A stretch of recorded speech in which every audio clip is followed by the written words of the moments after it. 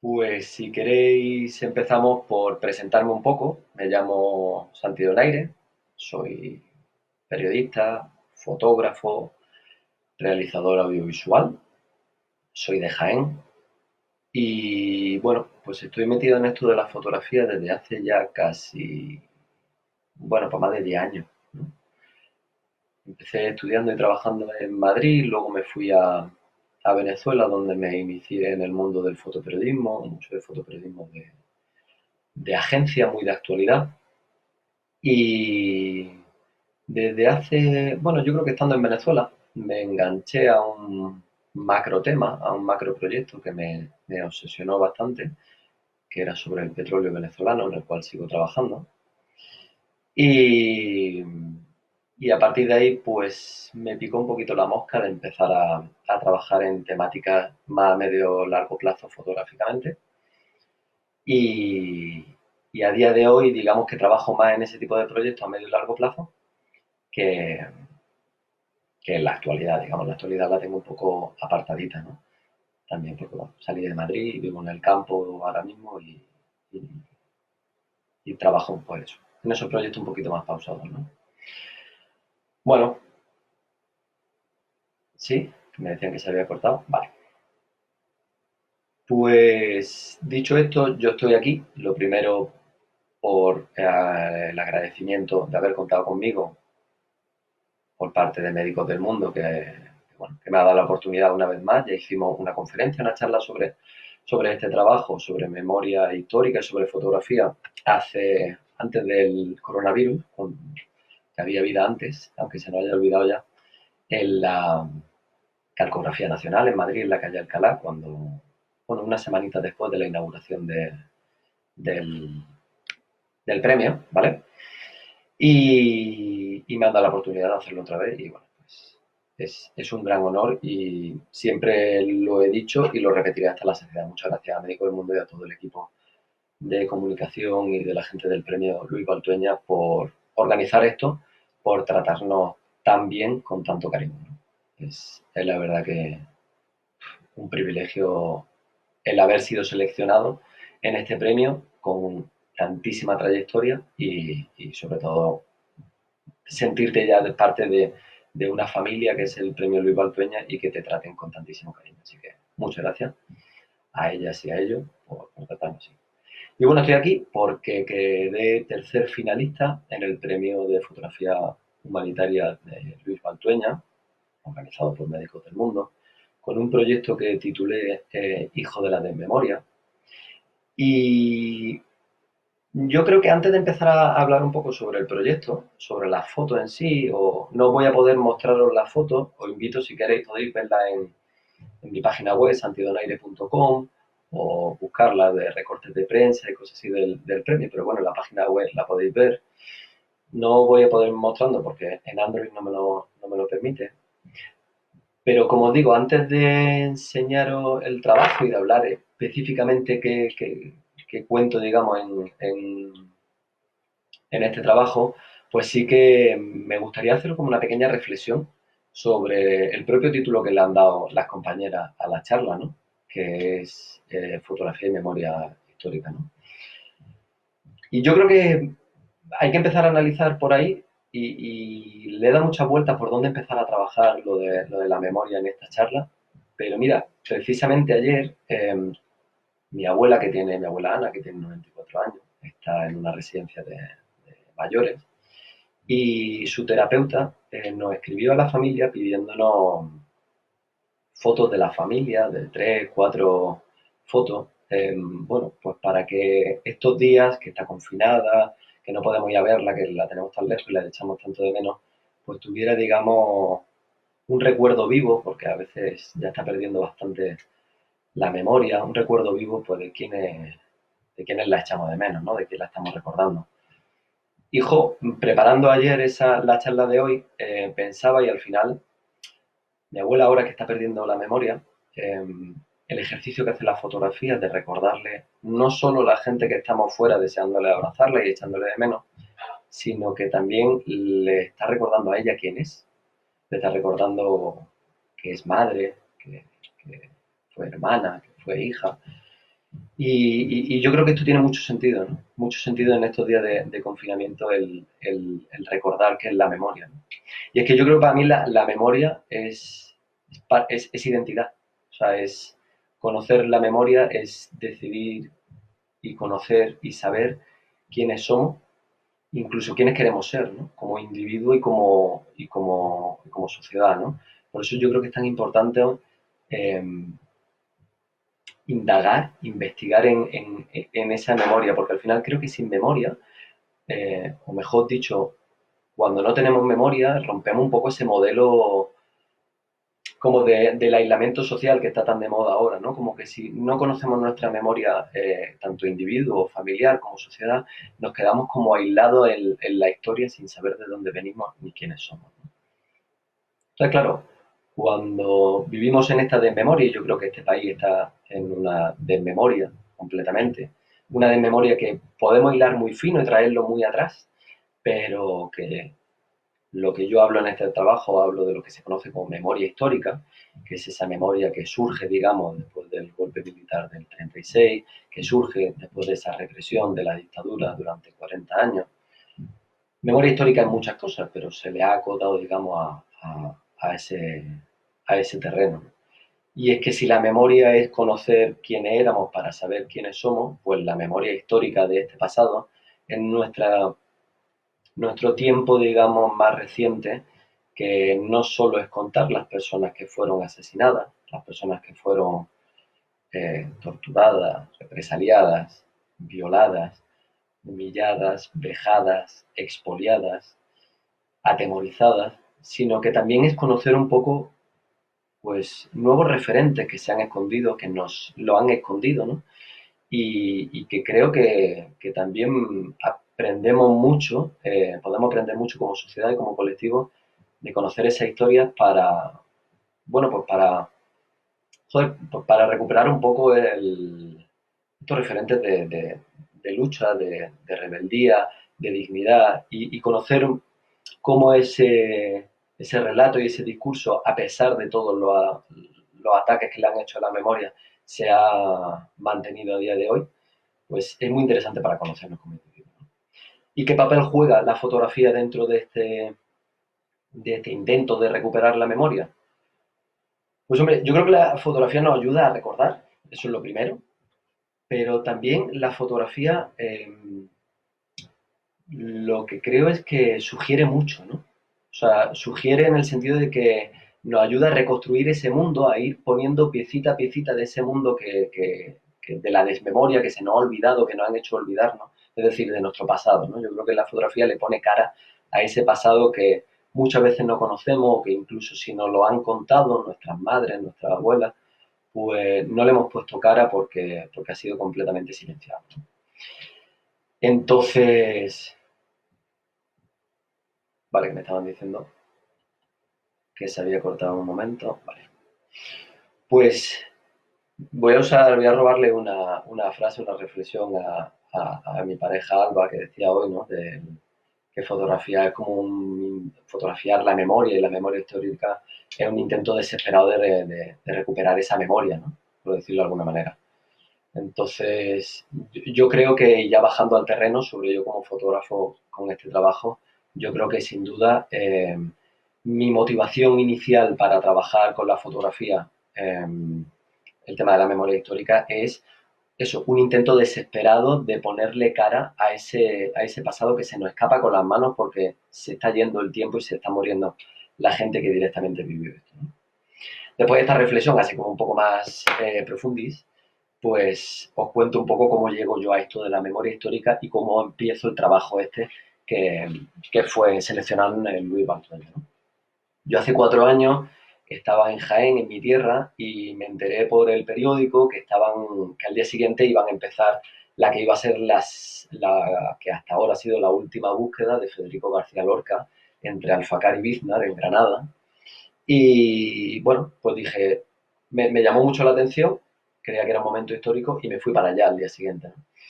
Me sorprendió muchísimo porque cuando llegué, bueno, me sorprendió como el lugar tan vasto y gigante donde se iba a buscar a Federico y a las 3 personas que fueron asesinadas con él, pero me sorprendió mucho porque casi no había prensa.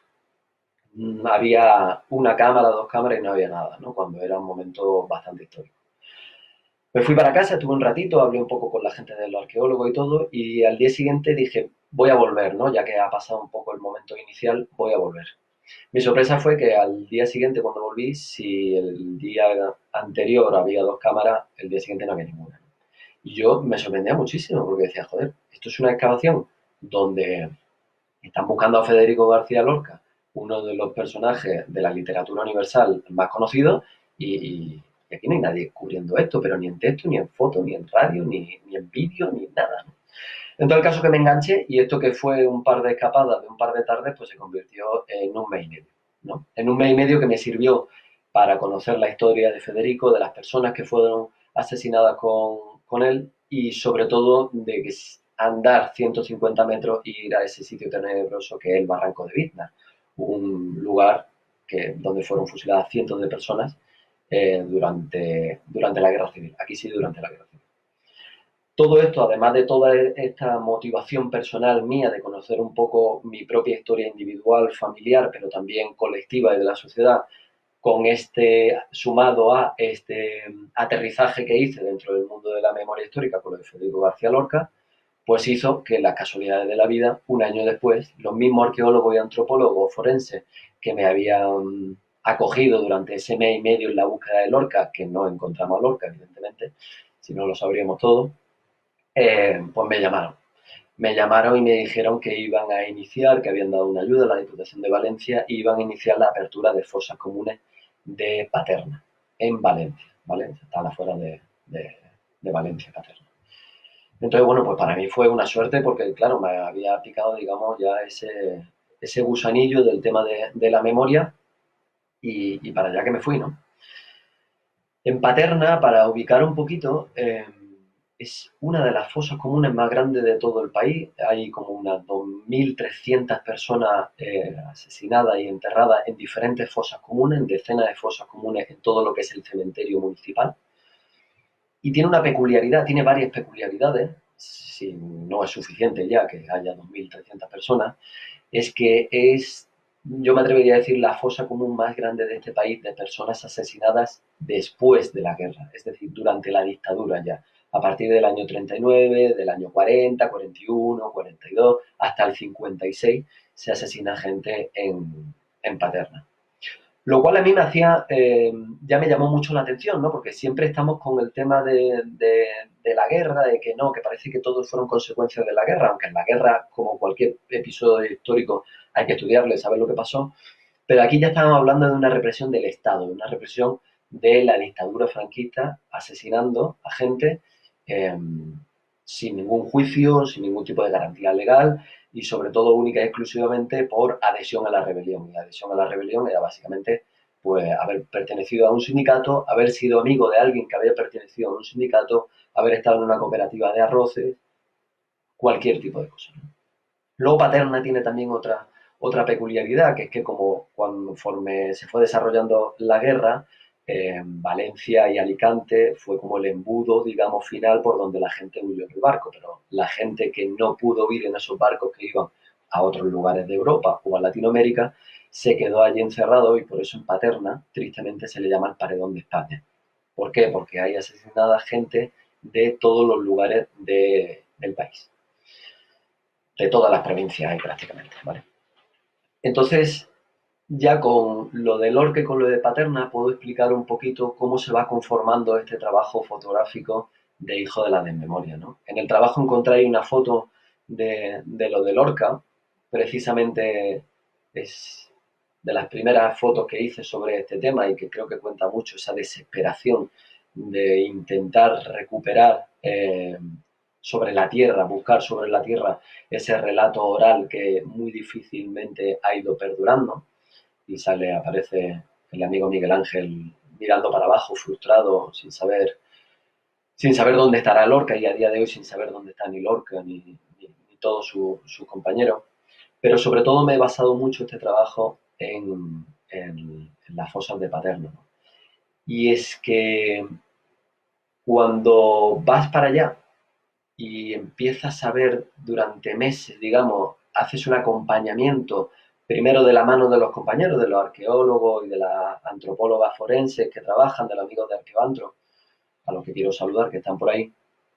eh, Cuando vas acompañándoles, te vas dando cuenta de que la dimensión emocional de todo esto está hiperpresente, ¿no? Cuando empiezan a aparecer los familiares, el día que se abre la fosa, bueno, pues ahí aparece, resurge, ¿vale? Amanece de nuevo una cantidad de sentimientos que han estado guardados durante tantísimos años y que aquí es lo que yo llamo donde comienza ese efecto de la fosa como terapia, por decirlo de alguna manera, ¿no? Una fosa común, ¿vale? Que es, normalmente suelen tener 3 por 3 metros, donde hay una media de unas 20, 30, 40, pero también hay algunas de 100, 200, 300 personas en Paterna, gente que fue asesinada y fusilada, como os decía, a partir del 39 hasta el 56, y que fue lanzada directamente fue lanzado uno encima de otro, y se le echó cal viva y se enterró.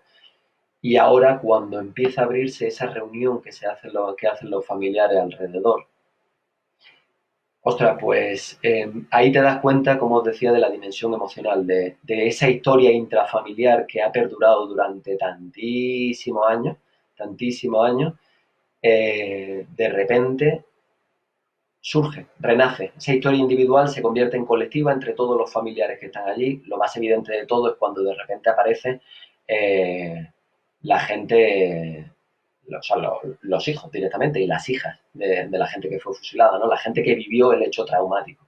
Gente que tiene ahora, pues imaginaros, entre finales, o sea, mucho más de 80, 90 años, tienen la mayoría, ¿no?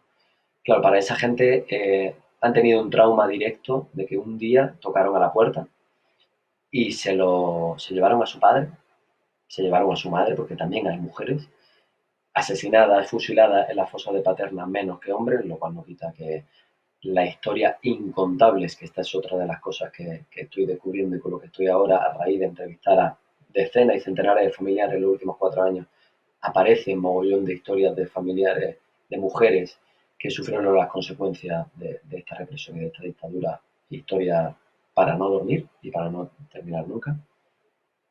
Entonces, como os decía, esa fosa como terapia empieza a aparecer pues mogollón de relatos, de sentimientos, pero sobre todo sorprende mucho que, claro, la gente mayor de 80, 90 años que vivió todo esto, pues eso, un día le arrancaron a su padre o a su madre y de repente pues ya no lo vio más y ha estado durante 80 años esperando y de repente le pone cara a esa imagen tan tenebrosa que es encontrar la fosa común, ¿no?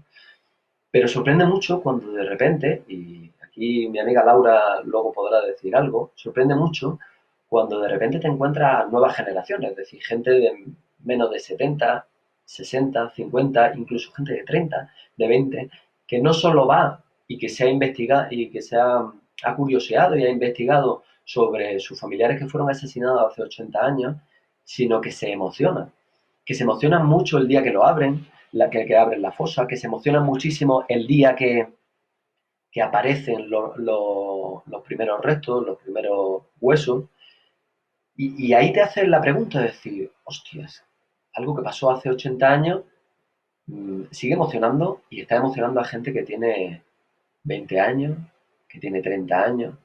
Y aquí es cuando te das cuenta de que al final es todo mucho más profundo, ¿no? Si la primera capa es la fosa de aquella gente que fue asesinada y de las familiares que le quitaron de sus manos a sus familiares, te das cuenta que ese trauma, esa herida que generó todas estas represiones, todos esos asesinatos, contados desde la única y última investigación que se hizo, estamos hablando de 118.000 personas que están desaparecidas por la dictadura. España es uno de los países del mundo con mayores personas con desapariciones forzadas del mundo, lo dice la ONU. Entonces te das cuenta de que al final esa herida individual es múltiple, se convierten en una herida colectiva, pero es que además se ha transmitido, digamos, esa herida, ese trauma durante los años, pero ya no tanto porque las personas de 30, 40 años hayan vivido el hecho traumático, que no lo han vivido, evidentemente, sino porque esa falta, ese daño, digamos, eh, pues ha ido mutando, por decirlo de alguna manera, joder, cuando ves a esa persona de 20, 30 años y le preguntas, yo he entrevistado eso a decenas de familiares, y le preguntas por qué hace esto, pues te dicen claro que sí, por la persona, por el familiar que fue asesinado, si fuese su abuelo, su abuela, su bisabuelo, su bisabuela, pero también lo hacen por su madre, porque la vio sufrir toda la vida, o por su abuela, porque la vio sufrir toda la vida por estar sin padre, lo dice por su madre, por su hermano, porque eso ha generado una herida en toda la familia y necesitan resolver esa incógnita, por decirlo de alguna manera, ¿no? Y eso ya te hace un poco la idea, por decirlo de alguna manera, de lo profunda que es esta herida. Y es que al final los desaparecidos y las desaparecidas tienen un denominador común en la mayoría de los países, esto es humano e internacional, ¿no? Que es que al no haberle permitido ese luto, ese duelo, es decir, al no ponerle cara a todo esto, a ese asesinato, eh, pues genera una duda, genera unas preguntas eternas e históricas que han vivido nuestras abuelas y nuestros abuelos durante 80 años. ¿Y si se salvó? ¿Y si huyó?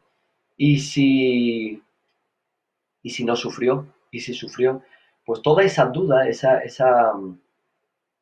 tragedia, va quedando en el pozo. Y además, si durante 40 años o 80 años, mejor dicho, no puedes compartirlas socialmente, públicamente, no se te reconoce durante 40 años, no puedes decirlas públicamente porque hay una dictadura que bajo el miedo y la represión no te deja hablar, sanar todo esto, pues imaginaros todas esas heridas, 118.000, que son muchas más, 118.000 heridas individuales, pues al final puedes llegar a la conclusión de que la sociedad española está traumatizada, pero no porque la sociedad española sea especial o única, sino porque cualquier sociedad que ha vivido un momento traumático como es una guerra y una dictadura de durante 40 años, con represión, con tortura y con asesinato, si no se sana, si no se hace ese luto, si no se le permite a los familiares, directo o no directo, se le permite ese duelo que le robaron,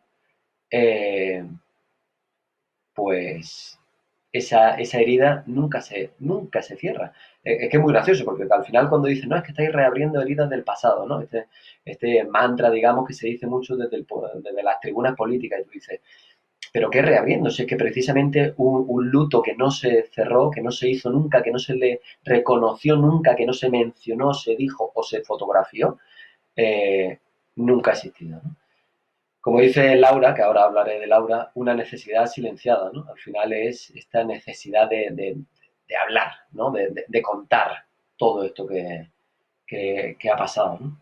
Y precisamente de esa herida de donde sale la luz, ¿sabes? De donde sale la luz y la fuerza para que ahora las nuevas generaciones estén peleando, digamos, para, para todo esto, ¿no? Y yo tengo mucho, o sea, lo ponía el otro día en redes sociales, es muy fácil empatizar en estos días que estamos viviendo de confinamiento, es muy fácil empatizar con la necesidad de despedirte de un ser común, de un ser querido. Estos días precisamente que se nos están yendo tanta gente cercana y que lo más duro de todo es no poderse despedir de ellos, no poder estar físicamente y no poder compartir con tus semejantes, con tus amigos, con tu hermano, con tu hermana, con tus primas, con tus tías, compartir ese duelo, ese luto, ese agarrarse, ese tocarse, ese contar historias sobre esa persona, pues imaginaros lo duro que está siendo a día de hoy, pues yo creo que es tan fácil esa conexión para entender que esto es una deuda pendiente, que esto es algo que pasó masivamente hace 80 años, con una violencia gigante, silenciada durante 40 años, donde no se le ha podido reconocer a nadie, donde no ha existido, y esa herida sigue sangrando, ¿no?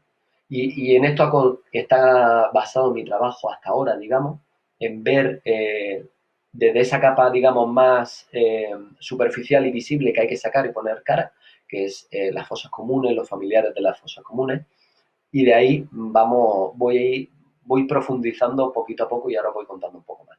Voy respondiendo a algunas preguntitas de las que tenéis. Aquí en Argentina tuvimos 30.000 desaparecidos, bebés, jóvenes, embarazadas, aún lo estamos buscando.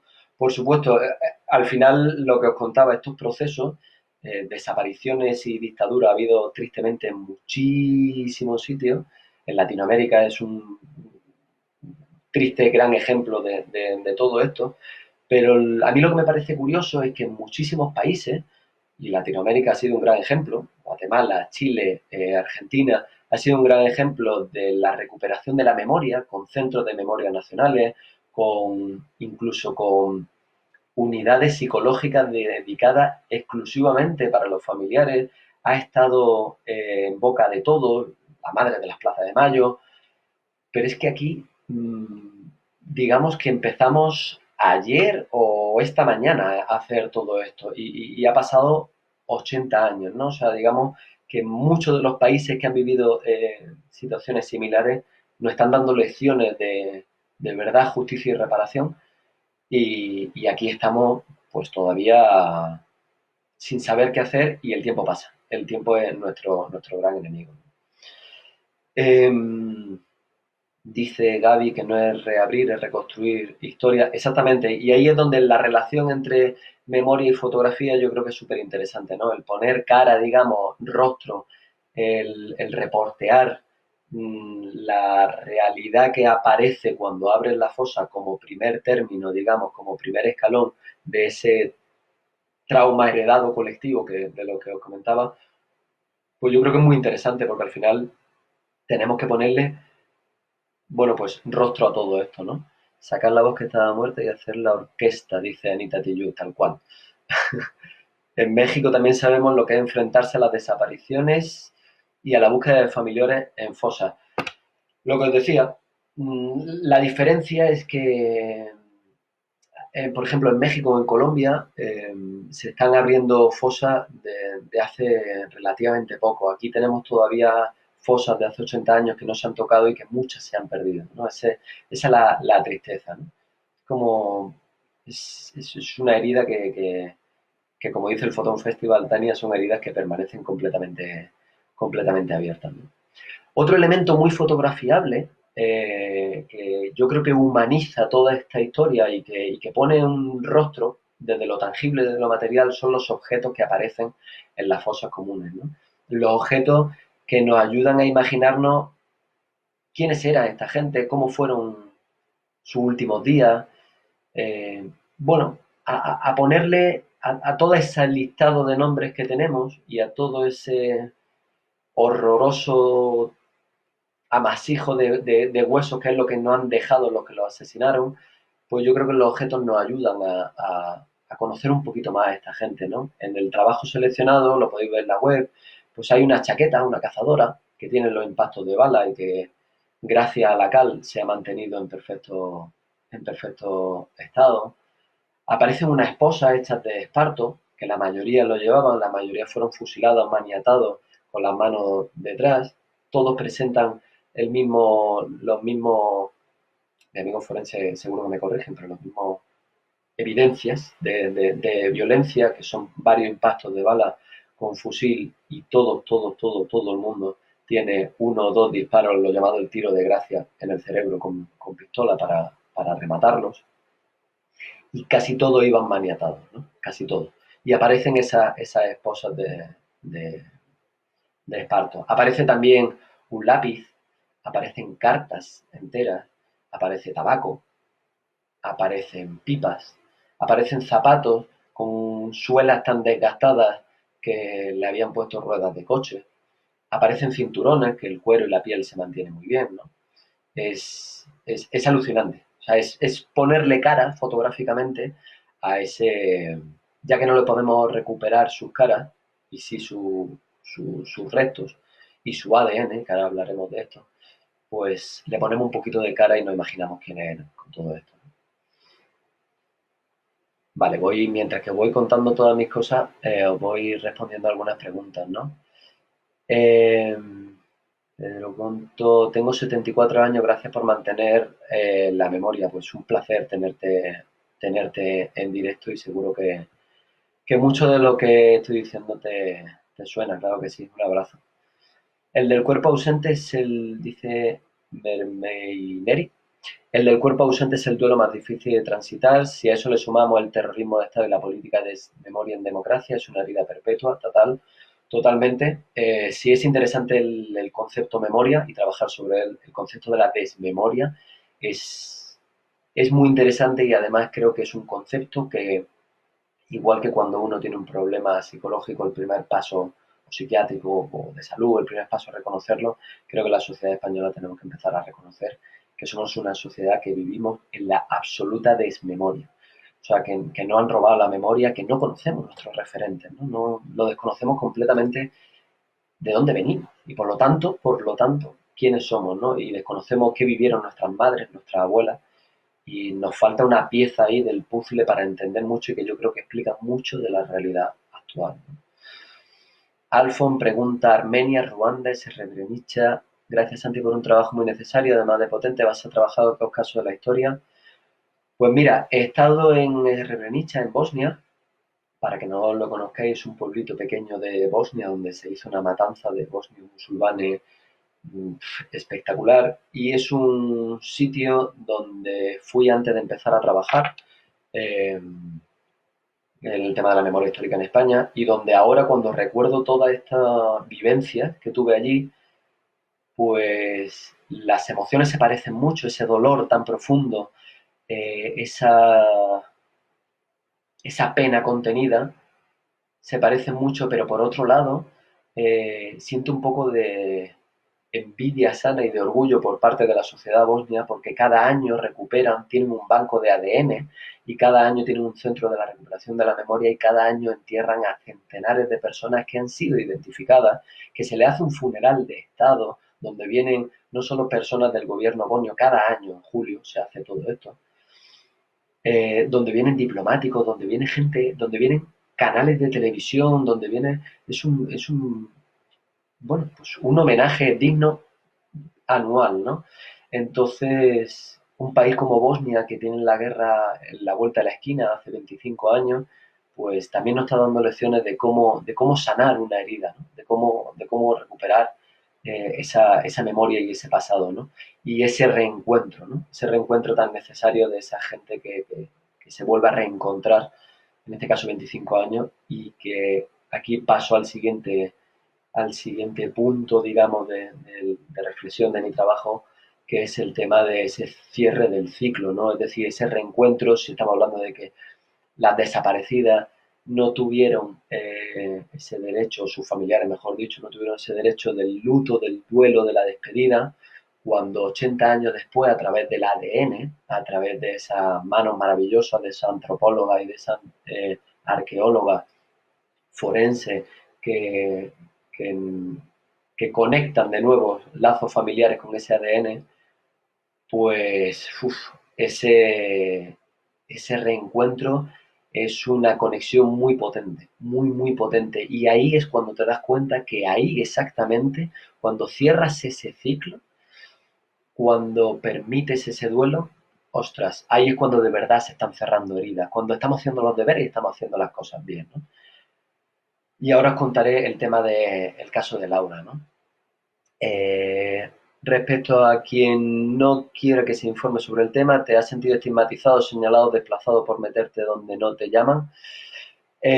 Bueno, no mucho. Lo de Lorca sí que me daba mucha pena de ver, por ser andaluz y por ser pues, jiennense y de padre granaíno, pues sentir como mucha población local alrededor nos gritaba y nos insultaba cosas eh, por estar buscando a Federico García Lorca y las 4 otras personas. Pero en general en Paterna se trabaja bien y yo creo que la gente al final entiende que esto todo es mucho más sencillo si lo vemos desde un lado humano, que al final eh, la gente que está allí lo que está buscando es poder recuperar los restos de su gente que le fue asesinado y arrancado de sus brazos, y poder enterrarlo dignamente, no donde los asesinos decidieron, sino dignamente, con un recuerdo, con un memorial, con una plaquita, y donde ellos quieran, en su pueblo, donde sea, que sean incinerados y esparcidas las cenizas, donde sea,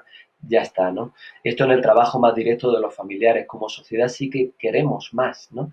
Queremos que se conozca la verdad, queremos que se haga justicia y queremos que se haga reparación. Dice Javier Iglesias, que es un compañero de Arqueoantro, la asociación con la que trabajo en Paterna, antropólogo forense, desde su punto de vista de documentalista y después de grabar tantos testimonios, ¿cómo se siente cuando llega a casa? Ay, tantas veces hemos compartido este tipo de cosas, Javi. Pues, hombre, por supuesto, muy removido, muy dolido, porque son infinitas las historias, o sea, infinitas. A cada puerta que llamas y entras con la cámara y charlas y tomas un café y conoces a gente, es sorprendente. Vas viendo las casas y los pueblos y las ciudades de este país como pequeñas colmenitas que cada una esconden una microhistoria muy dura, muy dolorosa y muy necesaria de conocer y que son infinitas, ¿no? Conforme vas conociéndolas, no dejo de sorprenderme, primero, del dolor que se ha acumulado durante tanto tiempo, segundo, de la valentía de aquella gente, sobre todo las mujeres que han mantenido ese relato y esa memoria, a pesar del miedo, de la represión y del temor, que han transmitido el trauma, pero también han transmitido, digamos, creo que nos han vacunado un poco contra el rencor y contra la rabia, pero a la vez nos han inflado de necesidad de conocer por un lado, pero también de ganas de pelear y de luchar y de hacer justicia, ¿no? Así que son sentimientos enfrentados, ¿no? Dice Sofía, soy fotógrafa y docente y trabajo voluntariamente en uno de los lugares donde fueron centros de clandestinidad. Este queda en Córdoba capital, justamente se llama Registro de la Memoria. Pues mira, hay iniciativas municipales donde sí que se está haciendo una recuperación de la memoria. El problema es que aquí necesitamos unificar, necesitamos que a nivel de país haya un banco de ADN donde si tú quieres buscar un familiar o dar tu muestra de ADN para que si en un futuro aparece esté todo ahí. Necesitamos un centro de la memoria, un centro de documentación donde se pueda investigar, conocer, hacer pedagogía, educar y mostrar qué fue lo que pasó. Hay iniciativas, ya os digo, a nivel de provincias, municipales, de comunidades autónomas. Yo, por ejemplo, estoy trabajando con la Diputación de Valencia, pero necesitamos que todos estos esfuerzos se aglutinen, sobre todo para llegar a cuanta más gente posible, ¿no? Nuria López, ¿qué tal, compañera? Grandísimo trabajo, Santi, muchas gracias. Gracias por darle visibilidad a ese gran tema pendiente de nuestra historia. El dolor lo he podido ver en el trabajo sobre mujeres desaparecidas en México. Bueno, al final ese dolor, Nuria, como tú bien dices, que conoce esa realidad tan dura en México, con ese currazo que hace todos los días, pues ese dolor es humanamente universal, ¿no? Humanamente universal. Cuando os hablaba de Laura, que está por ahí conectada, eh, Laura ha sido un caso, al principio, ahora una gran amiga, que me sorprendió desde el primer momento, ¿no? Laura es una persona de 30 y pico años, que la conocí hace en el 2017 en la búsqueda en la fosa 113 de Paterna, buscaba a su bisabuelo y ya me sorprendió, ¿no? Me sorprendió porque fue de las primeras personas jóvenes que conocí en esto de las fosas comunes del franquismo y también me sorprendió lo del bisabuelo, ¿no? Que era como muy lejano, ¿no? Entendía yo. Pero conforme fui conociendo a Laura y su historia, ostras, pues fui teniendo el privilegio de que ella me fuera abriendo no solo lo que fue la historia que fue su bisabuelo, sino de quién fue también su bisabuela y cómo sufrió, pero quién fue su abuela, ¿no? Que al final es donde ahí comienza quizá el nexo emocional para esta lucha que ha tenido Laura durante 3 años, ¿no? Bueno, 3 años sobre el terreno, antes de investigación, ¿no? Y al final, cuando Laura te empieza a contar que su abuela fue una persona que sufrió mucho por esa desaparición de su padre, que bloqueó emociones, que forjó su carácter este episodio traumático que vivió, que, que nunca pudo hablar, pero nunca se pudo desahogar y nunca contó nada, bueno, pues al final eso genera, digamos, como un inicio del ovillo, por decirlo de alguna manera. donde es muy fácil entender cómo ese dolor ha ido pasando a través de la familia de Laura y de tantas familias, ¿no? Y al final, ese por qué lo hace, o por quién lo hace de Laura, pues nos trae la actualidad, no tanto al pasado, que también Laura lo hace también por ella, lo hace por su abuela, por su madre, por su padre, pero también lo hace por ella, ¿no? Y por eso se emociona, por eso le duele y le emociona, pero por eso también se alegra y se ilusiona por haber conseguido todo lo que ha conseguido. Y es que Laura, después de batallar muchísimo, muchísimo, muchísimo, ha conseguido encontrar no solo a su bisabuelo, que es una de las fotos que tenéis seleccionadas en este trabajo, sino que además ha conseguido encontrar a su bisabuela en el mismo proceso de todo esto, incluso a un tío abuelo, a un hijo de la persona asesinada, ¿no? Y, y no solo lo ha encontrado individualmente, sino que por primera vez ha reunido a toda la familia. Su bisabuelo se han reunido con su abuela, que ya falleció, que tuvo que esperar hasta que falleciera su abuela para poder hacer todo este proceso, porque su abuela no quería, ella lo respetó, pero Laura tenía esa deuda pendiente con ella misma y con su familia y se lanzó a hacerlo, ¿no? Y Laura, pues, lo ha reunido todo. Ha conseguido reunirlo en su pueblo, en Palacio de la Sierra, en Burgos, y le hicimos una despedida a su bisabuelo, a su bisabuela, a su abuela, que yo siempre cuento lo que siempre cuenta Laura, la historia de su nombre. Su abuela, cuando nació, le pusieron el nombre de Solidaridad. Y cuando en el 39 gana Franco y se instaura 40 años de dictadura, le cambian el nombre de Solidaridad a Soledad. A mí esa historia me parece que explica completamente cuál ha sido la política de este país, ¿no? Completamente cuál ha sido la política de este país. Bueno, pues Laura con 30 y pico años ha conseguido reunir a toda su familia, ha conseguido que su familia entendiese lo que para ella en su momento era su dolor, pero que ahora es el dolor de toda la familia y han sanado familiarmente y han cerrado ese capítulo. Si decimos que estas historias se multiplican por decenas de miles en este país, pues si hacemos esto individualmente y lo hacemos colectivamente, si os decía que tenemos que asumir que España es una sociedad, el Estado español es una sociedad, un pueblo traumatizado, eh, también si hacemos ese duelo y esa sanación colectiva de cerrar esas heridas, pues cerraremos esta herida colectivamente y por fin podremos saber de dónde venimos, quiénes somos y hacia dónde queremos ir, ¿no? A mí esta frase que tanto me gusta, ¿no? De porque fueron somos, porque somos seremos, ¿no? Me parece que recupera mucho. Respondo algunas preguntas, ¿no? Me dicen que qué aprendí de toda experiencia. Bueno, creo que he contado un poquito sobre esto. Las reflexiones que surgieron estando ahí o después, a mí lo dije en la charla y creo que es importante, y voy resumiendo porque nos quedan unos 10 minutitos, 12 minutitos. Creo que el privilegio que estoy teniendo, porque sigo trabajando sobre este tema, eh, el privilegio que yo tengo a trabajar y al cual estaré siempre, siempre agradecido primero a las familiares de esas personas desaparecidas y después a los compañeros y a las compañeras arqueólogos y antropólogas de Arqueoantro por permitirme entrar en toda esta historia tan dolorosa pero a la vez tan bonita y reconfortante. Eh, Creo que el privilegio ha sido el poder trabajar despacio, lentamente.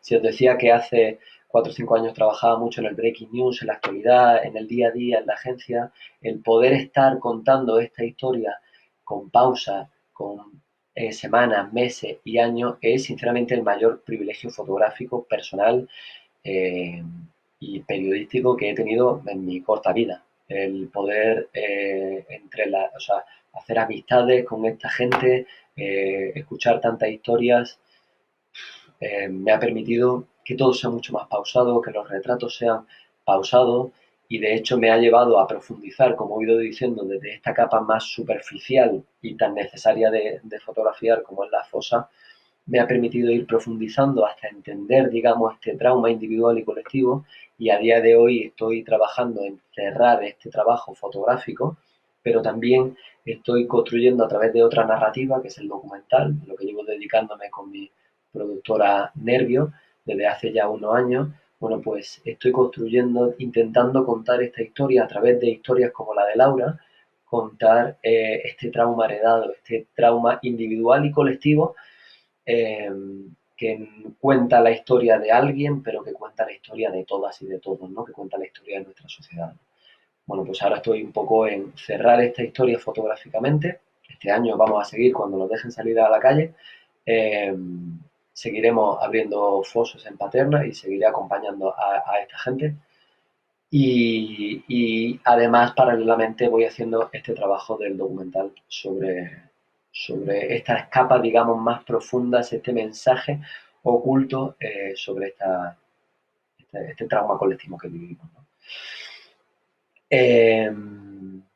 Me dicen que me aporta a mí el premio Luis Baltueña. Pues mira, a mí el premio Luis Baltueña lo que me aporta es esto, el poder estar en este sitio donde 50 personas me están escuchando y hacer de transmisor de lo que mi ojo y mi cámara han visto y siguen viendo, y de intentar hacer un ejercicio pedagógico de acercar esta necesidad urgente, porque el tiempo y el reloj es nuestro mayor enemigo, de abrir los baúles familiares, a lo que os invito, que abráis los baúles familiares más estos días que estamos confinados y confinadas, que abráis los baúles, que preguntéis a madres, a padres, a abuelas, a abuelos, si tenéis suerte a bisabuelas y a bisabuelos, que preguntéis, que recompongáis vuestra historia familiar, que recuperemos estos relatos de lucha, de rebeldía, y que si tenéis a alguien desaparecido, que preguntéis, ¿no? Porque al final no solo hay que encontrarlos, sino que cuando se encuentran, como ha hecho Laura, también hay que exigir un capítulo muy importante, muy, muy, muy importante, ¿no? Que es el tema de la justicia. Es decir, hay que exigir justicia, hay que decir que esta gente fue fusilada por el Estado, no por unos bandoleros, no por una guerra, no por cuatro matones, no, fue el Estado. En Paterna, la gente que asesinaba era la Guardia Civil, había tribunales, había supuestos fiscales y supuestos abogados. O sea, esto fue el Estado el que lo hizo. Entonces necesitamos, además de verdad y de reparación, necesitamos justicia, que se anulen todos estos casos, que se reconozca a toda esta gente, que se le ponga un monolito en cada plaza, en cada pueblo, y que además en cada casa se cierre esta herida de una vez ya, para poder liberarnos ya de esta mochila que son demasiados años que llevamos, ¿no? Me hacen preguntas, Jomasa, ¿crees que se puede hacer un duelo a través de tu trabajo, de otros trabajos fotográficos, o tienes más valor informativo documental? Wow, yo creo que sería mucho decir que con el trabajo fotográfico se puede hacer duelo. Yo creo que el duelo es un proceso emocional mucho más complejo, y que al final tiene que ir de la mano el viaje emocional de búsqueda familiar y de conseguir identificar a la persona desaparecida, y también de un reconocimiento público de, de por parte, por parte de la sociedad, del Estado, de todo, ¿no? Yo creo que estas dos cosas tienen que ir de la mano para que se haga el duelo. Yo creo que la fotografía puede ayudar, como os decía, no solo a retratar esta historia y este pasado y este presente, vuelvo a recordar que es un presente y que no hace falta ser familiar directo de personas desaparecidas para sentirse víctima. Yo creo que en este país todo el mundo, independientemente incluso de ideología y de si tenemos a alguien en una fosa o no, somos víctimas de este trauma, y, y, y bueno, yo creo que así se recuperan los duelos, ¿no? Edu León dice, ¿qué parte de ese silencio, de ese miedo a hablar, se ha quedado en la importancia de las nuevas generaciones?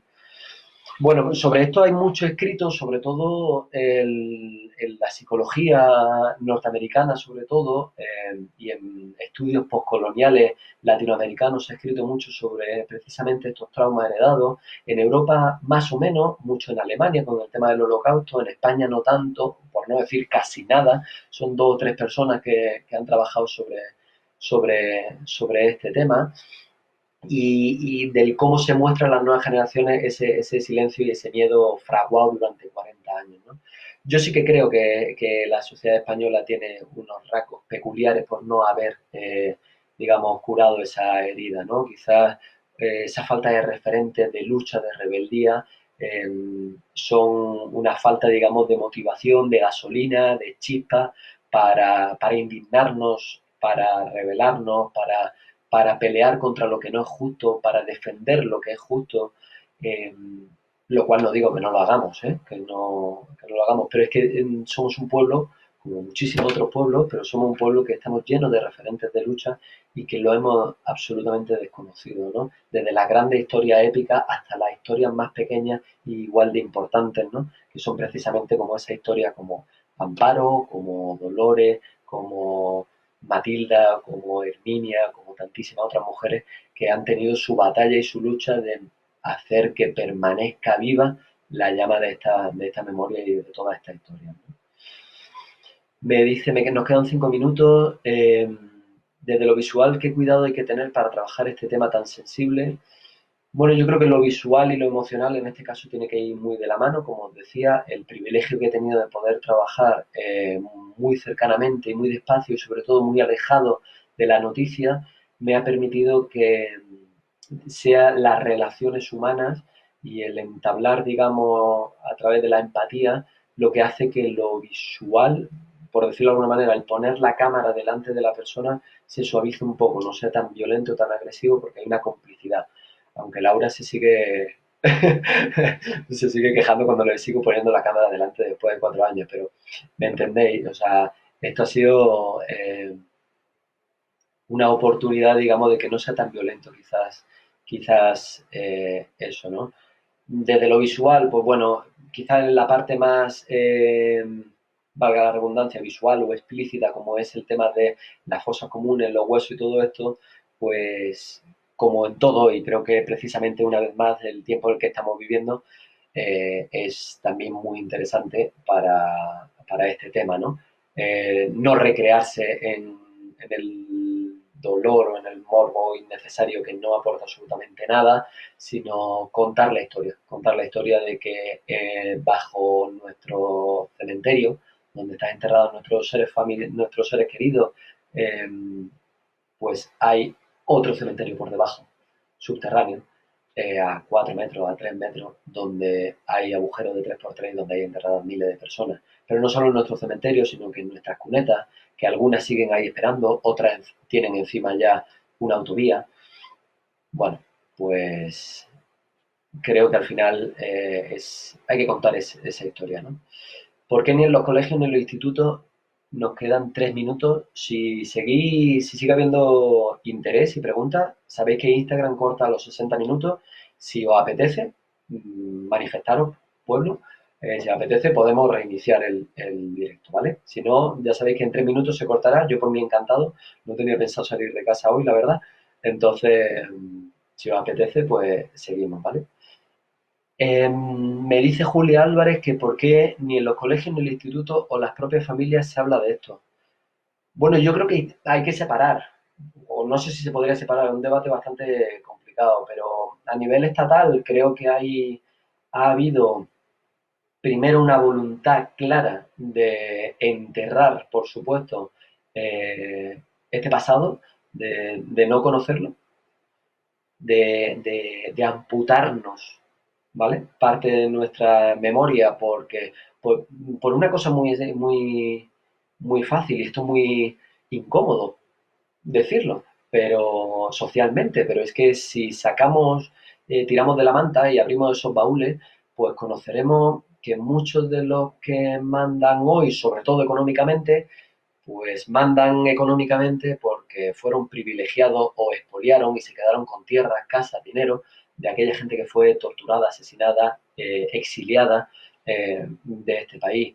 Que muchas de las dinámicas que tenemos a día de hoy, económicas y políticas, pues, pues viene mucho precisamente de ahí, ¿no? Entonces yo creo que, por un lado, institucionalmente se ha silenciado, y además se ha hecho una inercia que creo que ha hecho que los gobiernos de los últimos años eh, haya habido una cobardía absolutamente de no tratar este tema claramente y de dedicarle financiación e importancia. Y por otro lado, creo que en la familia ha habido mucho dolor todavía. Han querido protegernos mucho nuestras abuelas y nuestras bisabuelas de no heredar tanto dolor que ellas vivieron. Y, y uf, como dice el Photon Festival, Tania, queda mucho por hablar aún, ¿sabes? Queda mucho, mucho, mucho por hablar todavía. Entonces, bueno, pues yo creo que poco a poco, con ejemplos como los de Laura, como de lo de tantas familias que están pasando en Paterna y en todo el país, que yo voy a seguir trabajando en todo el país, pues son ejemplos movilizadores en positivo para que si alguien tiene un desaparecido en una fosa, bueno, pues se anime a preguntar. Quedan 15 segundos, chicas, chicos. Se va a cortar, así que ¿le habéis pedido algunas? Pues reinicio, ¿vale? Eh, Cortamos y reiniciamos. Venga, hasta ahora. Bueno, muy buenas. Vamos a dar un minutito, si queréis, para que se vayan reconectando la gente. Voy mientras mirando algunas preguntitas que seguro que se me ha quedado por encima. Eh, Me preguntaban, por ejemplo, que cómo hice la selección que presenté al premio, ¿no? Que por qué estas. Pues es un reto bastante difícil, porque para el premio Luis Baltueña tenemos que presentar una selección de 10 fotos, ¿no? Que es la que componen pues, lo que se presentó, lo que se quedó como tercer finalista y lo que está ahora impreso en la exposición que está pausada en la Calcografía Nacional y que irá dando vueltas por el resto del país, ¿no? Fue difícil hacer esa selección, primero porque son 4 años de trabajo, entonces hay muchísimas fotografías. Intenté hacer una pequeña representación de retratos, de objetos, de esas fosas, de ese reencuentro después de 80 años de Laura y de su familia, de esa necesidad tan simbólica de encontrar a Lorca, que ni siquiera buscamos a Lorca. Me decía un amigo de Granada que si ni siquiera llamándote Federico García Lorca eh, te buscan en este país, pues imagínate si te llamas Pepitas, ¿no? Pues esto es bastante explicativo. Sí que os quería contar, por ejemplo, un caso mientras que os vais conectando y si queréis preguntar, por favor, o reflexionar o contar anécdotas o lo que queráis. Eh, sí que os quería contar que el retrato que está dentro de la selección de Guirao. Este hombre creo que también ayuda, igual que al principio os contaba que enseñarle fotos a mi abuela ahora en estos días de confinamiento, enseñarle fotos de su familia, de aquellos y aquellas que estamos fuera, echándole de menos y con ganas de abrazarle, nos ayuda o sea, le ayuda a ella a recordar su memoria, ¿vale? Creo que el tema de Guirao, de este retrato, es una persona que también es, bueno, pues creo que ayuda a explicar un poco cómo ese reloj biológico es nuestro gran enemigo y se dan paradojas en la vida, ¿no? Guirao estuvo durante toda la vida buscando a su padre, durante toda la vida buscando a su padre. Él sale en la foto que yo le hago, sale sujetando la foto de su padre pegada al pecho. Y Guirao nos dejó hace ya más de un año, en febrero del 2019, y precisamente nos dejó, bueno, yo porque era una persona muy mayor, pero su último año de vida tenía Alzheimer, perdió la memoria, ¿no? Y precisamente aquellos momentos y aquellos años donde esa fosa como terapia, donde volvió a resurgir un poco, bueno, donde brotó, por decirlo de alguna manera, esas emociones de la búsqueda de su padre, pues él había perdido la memoria y estaba en Alzheimer, ¿no? Y a veces cuando intentaba charlar con él, pues recordaba algunas cosas y otras pues se perdió ese momento incluso en vida, se perdió ese momento, incluso no llegó a tiempo para conocer los resultados del ADN, que, que dio además la pena de que no salieron los resultados de ese ADN, o sea, no pudo identificar a su familiar, pero independientemente de todo esto, él falleció antes, ¿no? Se quedó incluso con el derecho de saber si había sido identificado o no. Y esta es una de las cosas que es el rizar el rizo del dolor, ¿no? La búsqueda de las desaparecidas, de los desaparecidos, súper importante, el cotejo del ADN es súper importante, de ahí las luchas a nivel nacional de pedir un banco de ADN, y es súper necesario, ¿no? Pero también se corre un riesgo, pero es un riesgo que hay que correr. ¿Qué pasa si no se identifica? Estamos hablando de restos de hace 80 años que están en unas condiciones ambientales muy duras. Entonces, mi amiga arqueóloga y antropóloga me lo han ido explicando. ¿Qué pasa si no hay carga de ADN en esos huesos? ¿Qué pasa si no se puede identificar? Como decía Dolores y Amparo, dos mujeres que perdieron a sus padres, que no encontraron y no pudieron cotejar el ADN, decían, ¿y ahora dónde llevo yo flores? ¿No? Llevo 80 años en esta lápida que decía que estaba aquí, ahora dónde llevo yo flores. Es un dolor muy profundo, pero creo que sinceramente como sociedad es un riesgo que tenemos que hacer porque, primero, por aquellas personas que sí que lo consiguen y segundo, porque hay que desempolvar todo este silencio, ¿no? Me dicen cómo se eligen las fotos que entran en los archivos de nuestra biblioteca y demás fondos públicos, cómo se construye esa memoria visual. No lo sé, como el tema de la biblioteca y fondos públicos, como os decía, como no está centralizado, que tampoco es que sea yo un amante del centralismo, pero como no hay algo que esté recogido incluso virtualmente, que no haya un fondo, digamos que hay varios fondos documentales, que es el archivo famoso de Salamanca, que si la Universidad de Castilla-La Mancha de Albacete con el Centro de Estudios de la Brigada Internacionales, que si la Fundación Anselmo de la CNT.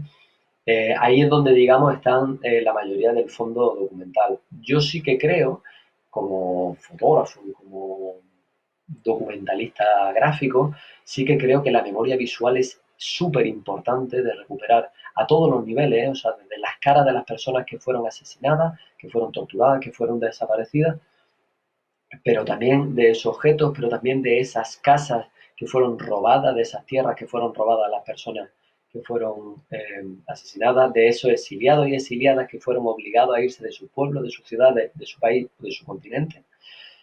Creo que hay que recordar, porque al final la memoria es todo, ¿no? O sea, la memoria es la fosa común, la memoria son los objetos, pero la memoria también son las canciones populares, son los recuerdos que nos contaban y que nos cuentan nuestras abuelas. La memoria es absolutamente, absolutamente todo, ¿no? Yo tenía aquí una frase que me había,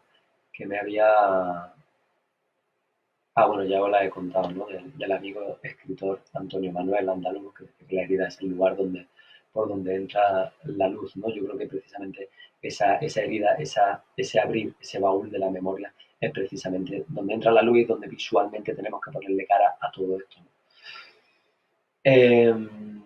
Me dicen, ¿esas fotos que has hecho de las exhumaciones forman parte de archivos fondos públicos? No, no forman parte de fondos públicos y es una recomendación, casi reclamación, que le he hecho a las instituciones, en este caso valencianas, por empezar en algún sitio, porque no me van a escuchar ni nos van a escuchar en el Ministerio de Cultura, aunque deberían, o en el Centro de la Memoria Nacional, que no existe y se debería de hacer ya, como varias veces se han comprometido a hacerse. No forma parte de un fondo común. Yo estoy trabajando financiado por la Diputación de Valencia en cargo de las amigas y de los amigos de Arqueoantro y este trabajo se usa la foto, además de para la difusión que yo puedo hacer, de conformar narrativamente mi trabajo y del documental que estoy haciendo y buscando financiación para continuar. Eh, Se usa diariamente y semanalmente en muchísimos institutos y coles y facultades donde tanto las profes como los compas de arqueoantro pues se dedican a hacer charlas, a hacer pedagogía, a hacer difusión.